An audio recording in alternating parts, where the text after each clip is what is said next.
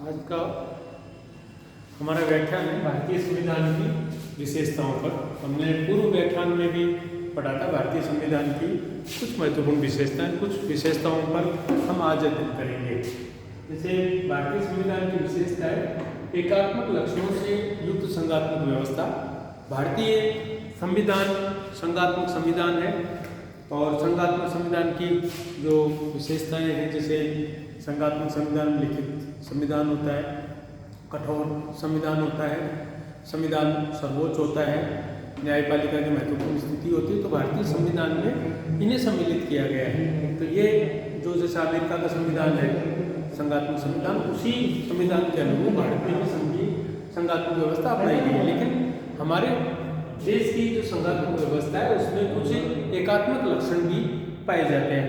जैसे हमारे यहाँ पर इकहरी नागरिकता है, हमारी जो न्यायपालिका है वो न्यायपालिका भी इकहरी न्यायपालिका है, अखिल भारतीय सेवाएं हैं, राष्ट्रपति के द्वारा राज्यपालों की नियुक्ति की जाती है। ये हमारे संविधान के एकात्मक लक्षण है। इस कारण से केसी लियर ने भारत के संविधान को अर्धसंघीय संविधान कहा। डी.डी. बसु ने भी कहा है कि भारतीय संविधान एकात्मक और संघात्मक का सम्मिश्रण है। तो हमारे देश में संघात्मक व्यवस्था है, लेकिन संघात्मक व्यवस्था में कुछ एकात्मक लक्षण भी पाए जाते हैं। अगली विशेषता है संसदीय प्रभुता तथा न्यायिक सर्वोच्चता में समन्वय।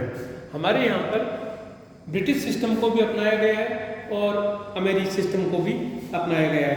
जैसे डी.डी. बसु ने इस संबंध में कहा है कि संविधान ने अद्भुत ढंग से अमेरिका की न्यायपालिका के सर्वोच्चता के सिद्धांत एवं इंग्लैंड के संसदीय प्रभुसत्ता के सिद्धांत के बीच का मार्ग अपनाया है। हमारे यहाँ पर संसद सर्वोच्च है, संसद के द्वारा न्यायपालिका की शक्तियों में कमी की जा सकती है। लेकिन दूसरी तरफ हमारे यहाँ पर न्यायिक सर्वोच्चता का सिद्धांत भी अपनाया गया है।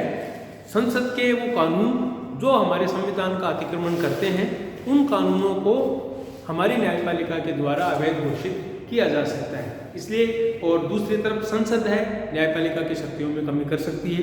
तो इस तरीके से हमारे यहाँ पर संसदीय प्रभुता को भी अपनाया गया है और साथ में न्यायिक सर्वोच्चता को भी अपनाया गया है। तो दोनों के बीच में एक समन्वय स्थापित करने का प्रयास किया गया है। फिर है भारत के संविधान में मूल अधिकार एवं कर्तव्य। जैसे अमेरिकी संविधान से हमने मूल अधिकारों का चार्ट लिया है और वर्तमान में हमारे देश के संविधान के द्वारा 6 मूल अधिकार दिए गए हैं कि इन 6 मूल अधिकार और ये 6 मूल जो अधिकार दिए गए हैं ये राज्य के विरुद्ध भी प्राप्त है कि नागरिक अपने इन अधिकारों से अपने व्यक्तित्व का विकास कर सकते हैं, अपना सर्वांगीण विकास कर सकते हैं। तो इसलिए हमारे यहाँ पर मूल अधिकार दिए गए हैं। तो मूल अधिकारों के बाद में 42वें संवैधानिक संशोधन के द्वारा 10 मूल कर्तव्य भी निश्चित किए गए हैं। 86वें संविधान संशोधन द्वारा 11वां मूल कर्तव्य भी निर्धारित किया गया है। तो इस तरह से भारत के संविधान में नागरिकों को मूल अधिकार और मूल कर्तव्यों की व्यवस्था की गई है। फिर आता है राज्य नीति की निर्देशक तत्व है। राज्य नीति के जो निर्देशक तत्व हैं, भारतीय संविधान में शासन संचालन के मूलभूत सिद्धांतों का वर्णन किया गया है और इन्हें ही राज्य नीति के निर्देशक तत्व कहा गया है। अनुच्छेद 37 में कहा गया है नीति निर्देशक तत्वों किसी न्यायालय द्वारा बाध्यता नहीं दी जा सकेगी, किंतु तो भी ये देश के शासन में मूलभूत हैं। इन तत्वों ने ही भारत को एक वास्तविक लोक कल्याणकारी राज्य का दर्जा दिलवाया है। उसके पश्चात है स्वतंत्र न्यायपालिका एवं स्वतंत्र अभिकरण। भारत में आपने देखा भी हमने कि न्यायिक सर्वोच्चता का सिद्धांत भी है भारत में। तो इस न्यायिक सर्वोच्चता में है कि हमने न्यायिक सर्वोच्चता में न्यायपालिका को स्वतंत्रता कैसे दी जाए। तो न्यायपालिका की स्वतंत्रता की व्यवस्था भी संविधान में की गई है। जैसे न्यायपालिका की स्वतंत्रता को बनाए रखने के लिए व्यवस्था की गई है कि सर्वोच्च और उच्च न्यायालय के न्यायाधीशों की नियुक्ति राष्ट्रपति के द्वारा की जाती है। इनके पद की सुरक्षा प्रदान की गई है।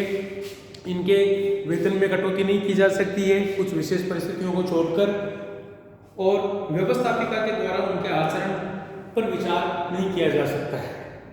और न्यायपालिका की स्वतंत्रता के साथ ही कुछ और भी अभिकरण है जो स्वतंत्र अभिकरण है, जैसे निर्वाचन आयोग है, महालेखा परीक्षक है, लोक सेवा आयोग है, इन अन्य स्वतंत्र अभिकरणों की भी व्यवस्था की गई है।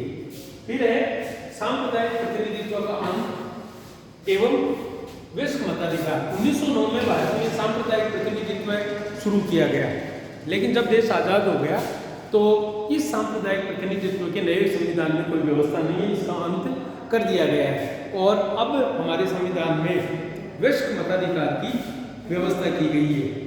श्रीनिवासन ने कहा है इस संबंध में, सांप्रदायिक चुनाव पद्धति की समाप्ति और वयस्क मताधिकार का प्रारंभ नए संविधान की महान और क्रांतिकारी विशेषता है।